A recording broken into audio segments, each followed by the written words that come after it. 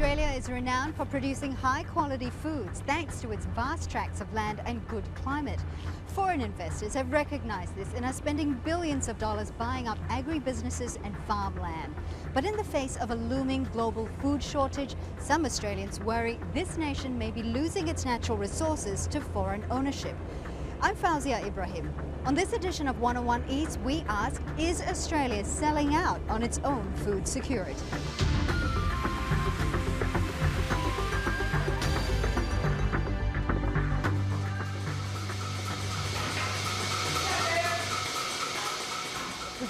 Come on, get up in there. Come on, get up in there.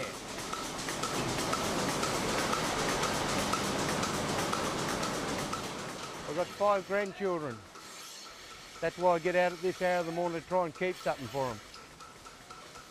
Owning a dairy farm has been a long-standing dream for Jim and Pauline Hersey. That dream became a reality 4 years ago when they bought this farm in northern Tasmania. 682, is that right, Pauline? 682. It's a healthy lifestyle. It's very special. I don't have my family around me a lot. The downside, 14 days a week and 48 hours a day. It's out in the wet and the cold, all the elements of the weather. They've just got to keep pushing themselves, pushing their bodies to the limit.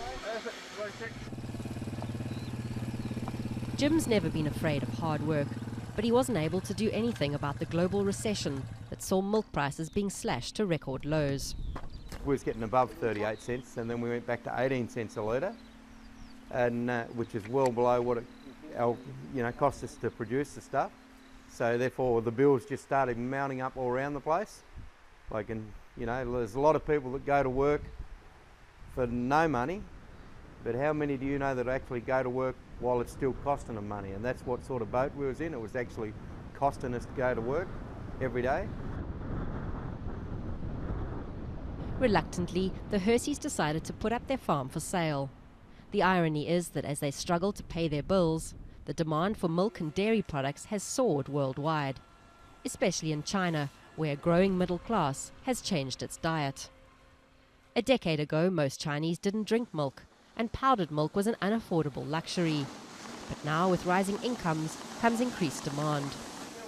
Chinese investment in dairies is just mind-blowing when you get over there and see it. It rivals the US and indeed the Saudi investments in dairies, or the types of dairies that they're running.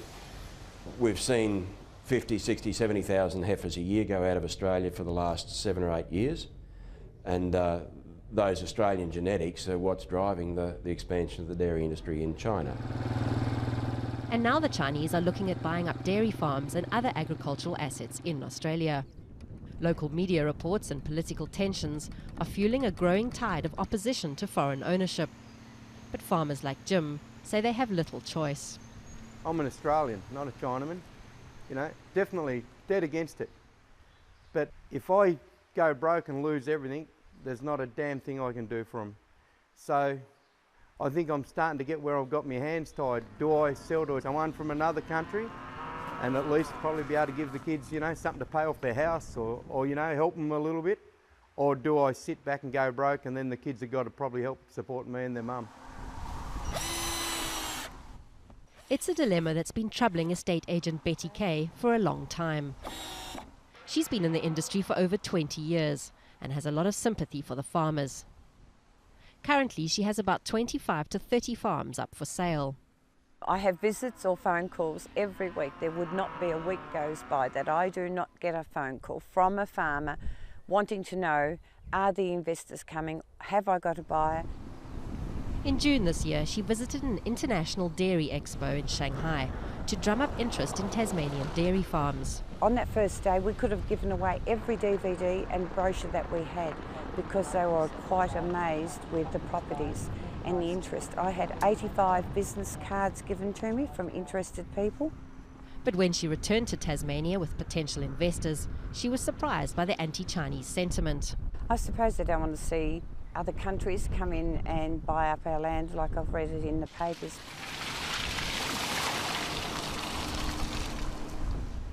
Betty Kay, what a brilliant woman. She's still out there, busting herself, getting insulted by people, you know, saying how wrong it is what she's doing, but at least she's out there trying to do something for us.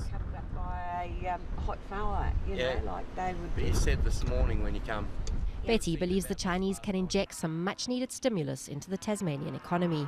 If they could come here and pay our farmers more money, then why shouldn't we be taking the most of the opportunities? After all, it's our Australian farmer and our primary industry we've got to look after. Other people don't seem to understand. The farmers are not getting enough return for the products and the hard work that they put into the properties. We really need to educate people to have a new respect for food. And that actually means paying farmers a fairer price for the food that they get. And if you paid farmers a fairer price, you wouldn't have so many Australian farmers having to sell up to foreign buyers. It's estimated that in the next 40 years, the global population will reach 9 billion people. That's an awful lot of mouths to feed and an awful lot of cows that are going to need milking. But the farmers here think there's simply no incentive to stay in the game. And they also believe that government isn't doing enough to ensure food security for the whole country. Unlike Australia's mining and property industries, the sale of farming land does not need to be reported to Australia's Foreign Investment Review Board unless the sale is bigger than $231 million. It means many farmers like Jim can quietly give up and sell their farms without attracting attention from government. And this unchecked foreign investment is starting to ring alarm bells around the country. Someone who believes time is running out for Australia to ensure its future food security is author and professor Julian Cribb. He says the days of cheap food are over, and future generations may well come to view cookbooks as symbols of evil. Well, the cookbook is a symbol of the belief that there is an endless and bountiful supply of food, that we needn't worry. All of our recipe books and our TV chef programs and things like that encourage us to believe that food is endless. It's not endless. We have to attend to the resources that produce our food, or the food supply will be in danger of failure. He says famine causes mass migration, and even a net exporter of food like Australia will suffer. Very few governments internationally understand how perilous the food situation is. We had a food shock in 2008, and we're having another food shock now due to the Russian drought. That tells us that world food supply is a lot less secure than it used to be. But our government doesn't seem all that aware of it. Julian believes the issue of food security is even more pressing than global warming. It can happen within weeks. You could see the price of food in the supermarkets double or even triple if there was a serious food famine in some part of the world. Whereas climate change is a slow burning issue, it's going to get progressively worse all through the century.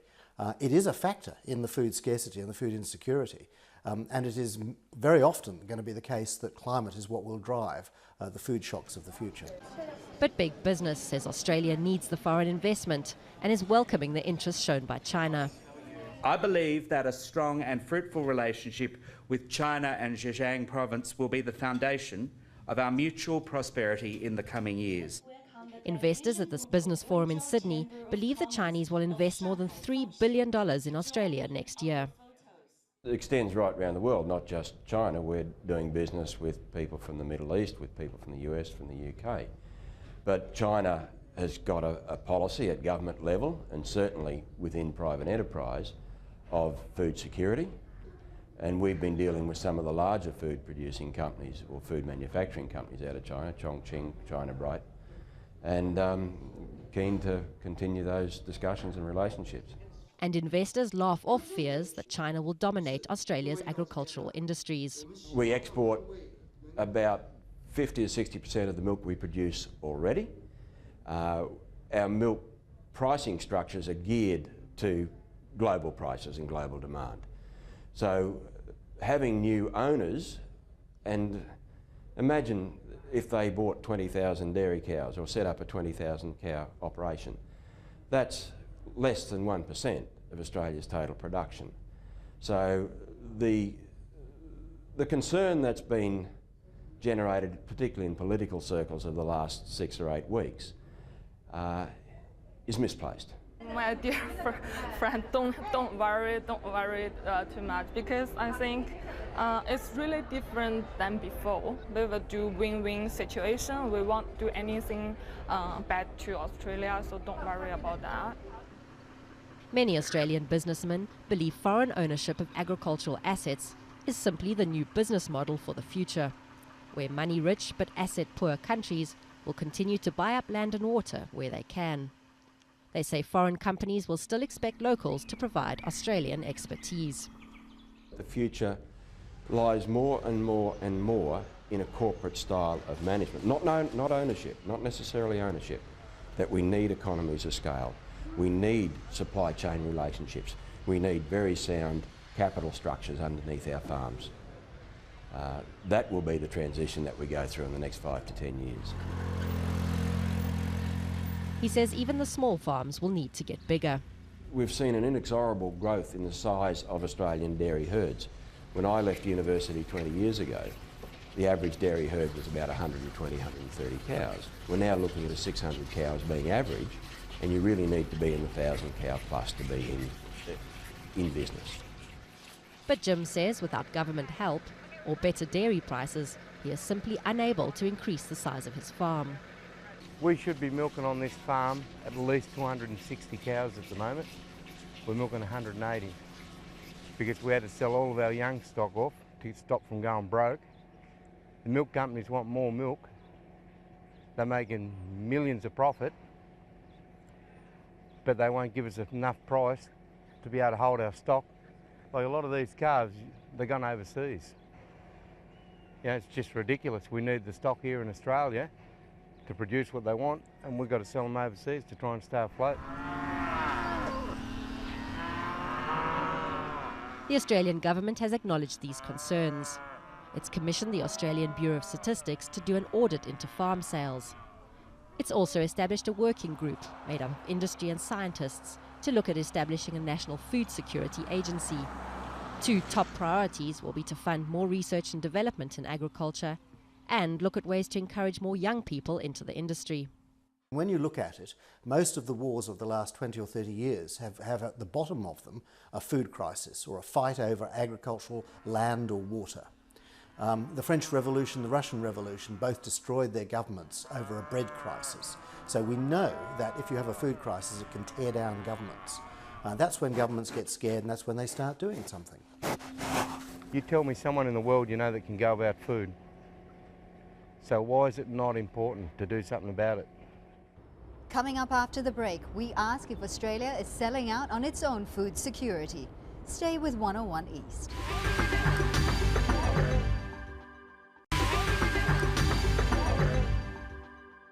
And welcome back to 101 East. This week we come to you from Sydney, Australia, where there is a growing debate over foreign ownership of this country's agribusinesses and farmland.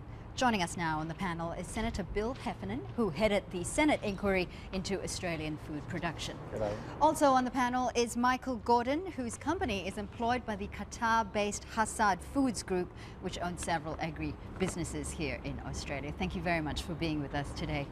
It's been reported there's something like $9 billion of agricultural asset that's been sold to offshore interests just in the last 2.5 years or so. Michael, if I could start with you, is Australia really in danger of losing its food security?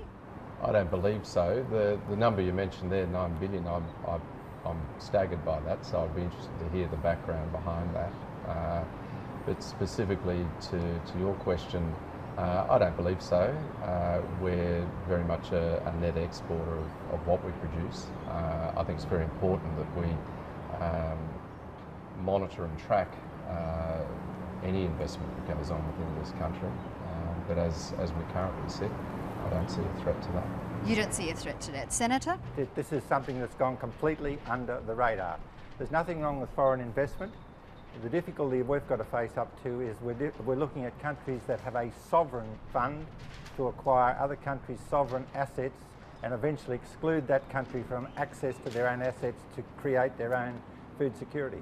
I'll get back to that point in just a moment. But Michael, if I can just get back to you on this, do you think there could ever be a possibility that there's too much foreign investment in Australia when it comes to the agribusinesses and farmland? Look, I think you can extrapolate anything out and say it can be too much, and so quite obviously you could find a position where it's too much. But What is too much? Well, what, exactly. in your opinion, is well, too I think that's very much the point. It's a very difficult question to answer because what is too much?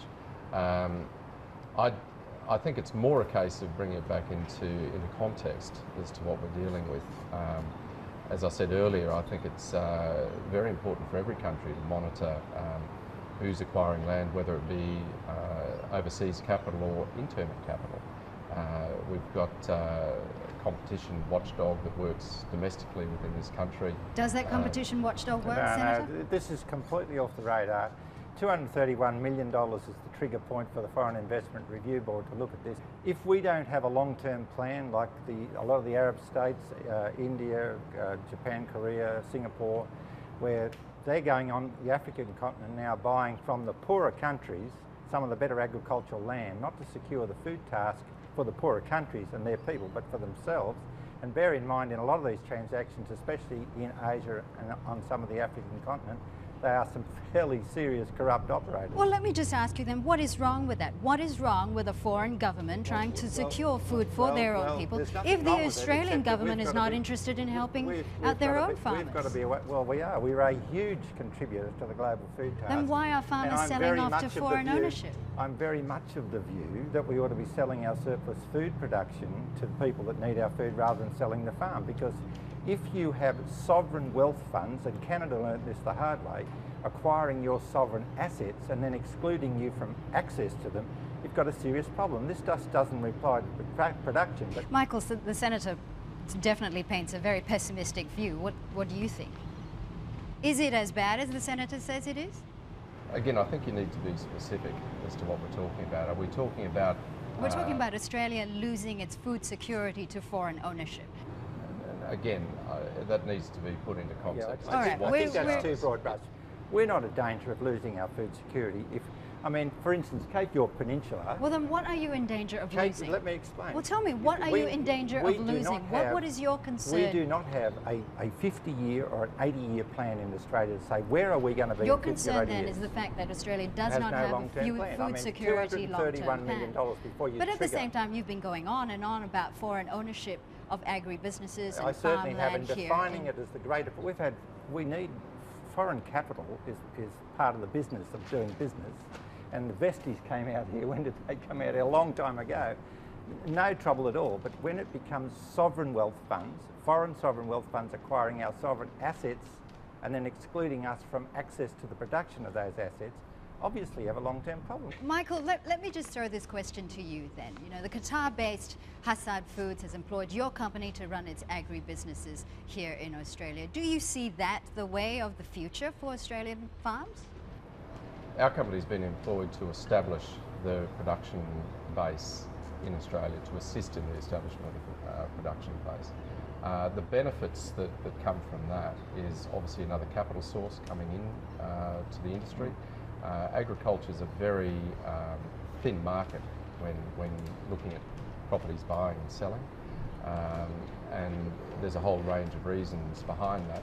There's been a progressive ageing of the population of farmers, driven mostly by falling terms of trade, which has then led to a number of farm sizes being sub-economic. What this capital means is that there's an ability for some aggregation to go on, and that's a positive. Secondly, it enables career paths to be created.